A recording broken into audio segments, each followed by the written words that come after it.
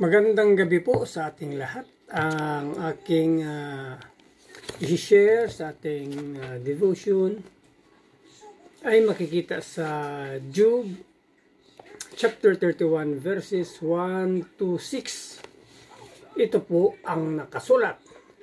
Ako'y taimtim na nangako sa aking sarili na di titingnan ng may pagnanata sa ibang babae. Anong ginagawa ng makapangyarihang Diyos sa atin? Anong gantimpala niya sa ating gawain? Ibinigay niya kapahamakan at pagkasira sa mga taong gumagawa ng mali at masama. Lahat ng ginagawa ako'y kanyang nalalaman. Kitang-kita niyang aking bawat hakbang. Pagsisinungaling ay hindi ko ginawa. Kahit isang tao wala akong dinaya. Timbangin sana ako ng Diyos sa maayos na timbangan. At makikita niya itong aking katapatan. Ilang po, maraming salamat. Purihin ang Panginoon. God bless. Isang mapagpalang gabi po sa ating lahat. Ang aking babasahin sa gabing ito ay makikita sa Book of Job, chapter 31, verses 7 to 12. Ito po ang nakasulat.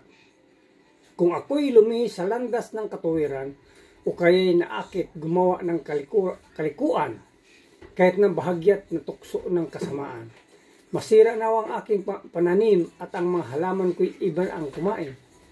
Kung ako ay naakit sa asawa ng iba, sa pintuan ng kanyang bahay ay inabaangan ko siya. Di bali ng asawa ko'y sa ibang magsilbi at siya'y sipingan ng ibang lalaki. Ang pakikiapit ay karumal-dumal na kasalanan, kasamang nararapat sa hatol na kamatayan.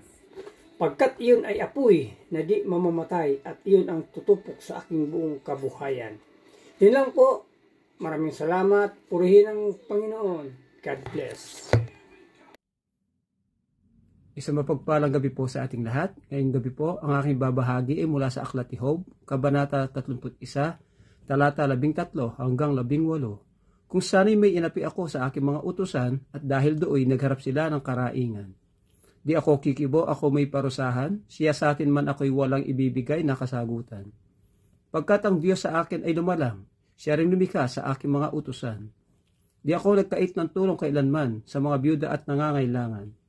Di ko pinabayaan mga ulila kapag ako'y kumakain din sila.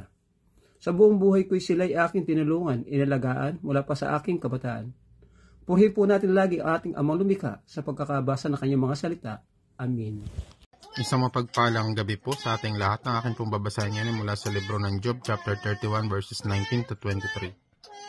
Kapag nakakita ako ng taong nahihirapan sa lamig dahil kapos siya sa damit, binibigyan ko siya ng damit pangginaw, nayari sa balahibo ng aking mga tupa, at buong puso siya nagpapasalamat sa akin. Kung pinagbuhatan ko ng kamay ang mga ulila, dahil alam kong malakas ako sa hukuman, maputol sana ang mga braso ko. Hindi ko magagawa ang mga bagay na iyan dahil natatakot ako sa parusa at kapangyarihan ng Diyos. Amen. God bless po. Magandang gabi po sa ating lahat. Ang babasahin ko po ay mula po sa Job, chapter 31, verse 24 to 28. Hindi ako nagtiwala sa aking kayamanan o nag-isip man na magbibigay ito sa akin ng katiyakan.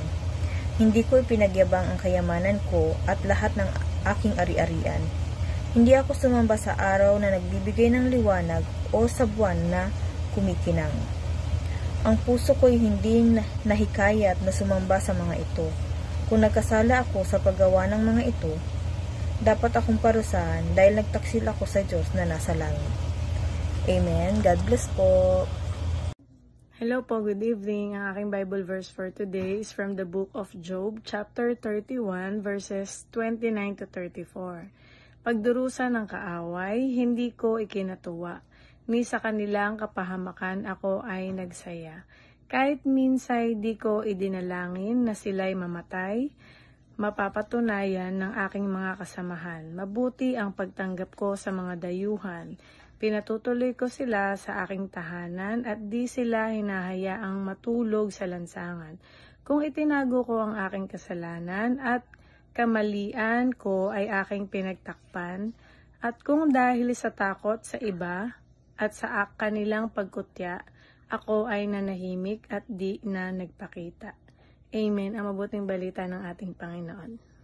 So, muli po, isang mapagpalang araw po muli sa ating lahat at purihin ang Panginoon sa kanyang biyaya na tayo po ay nakakapagpatuloy sa ating devotion.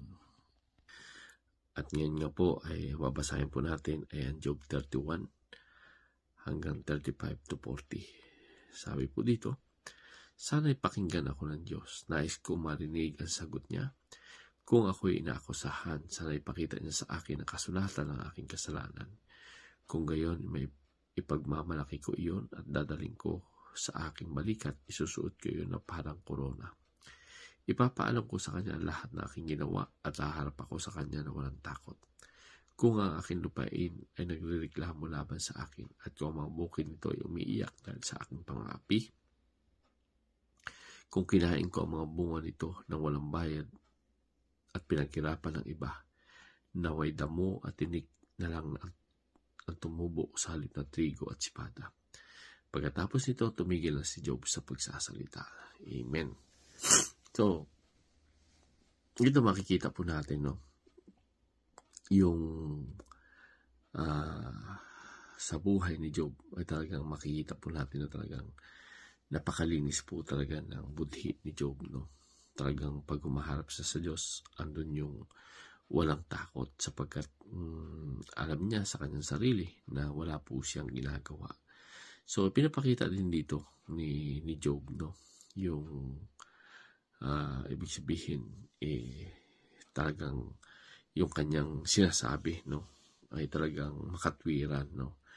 Hindi lamang doon sa kanyang panlabas na pagkatao, kundi yung dikta, no, at yun din yung lumalabas doon sa kanyang panloob. So, ibig sabihin, yung puso ni Job, pag atin po itong tinignan, no, sa labas at loob, ito po ay pareho.